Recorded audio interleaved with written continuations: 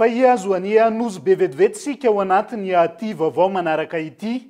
Ngadona any an-toerana ny sambo voalohany nitondra mpizahatany tao aorian'ny valinaretina Covid-19. Mpizahatany miisa 5,700 no nentin' io sambo io ka hitsidika anozy be sy Diego izy ireo ao anatin'izay Gaeton Andriatsilavo. Miisa 5,700 ireo mpizahatany nentin'ity sambo lehibe nigadona teto Nosy-be ity, ka ny 7,600 nidina sy nitsidika ny akantony Nosy-be, izay niparitaka amin'ireo toerana malaza sy mahasarika ireo mpizahatany ao an-toerana. Teratany Allemand no maro anisa amin'izy ireo.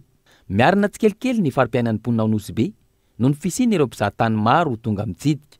Ankoatran'ny sidina miisa 12 avy any ivelany isaky ny herinandro, tonga indray izao ny sambo lehibe mitondra mpizahatany. Tegna ravoravo no jiaby a Nosy-be eto, ny guide, ny chauffeur, ny olo manana agence, tegna maneho faharavogna zegny ireo amin'ny fandraisagna an'ireo touriste izay mandalo amintsika eto. Ka manomboka mibiagna zegny zao ny touriste, ny avion, ny sambo, tegna feno zay ty Nosy-be, presque l'hôtel jiaby feno izy io. Tegna ravoravo. Tegna faly aloha, faly zay fa tonga ny sambo.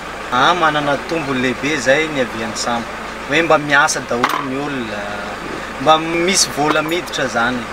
Maro ny fandaminana natao mialoha sy mandritra ny fandraisana ireto vahiny ireto. Na izany, tsy tokony hisy fanilikiliana hoe ireo mpiasa eo amin'ny port Elville. Zay mba mila toerana zay fahazonay matetika ato agnatin'ny port ity, satria ity port ity tsy mety tsy tokony monopolisegna.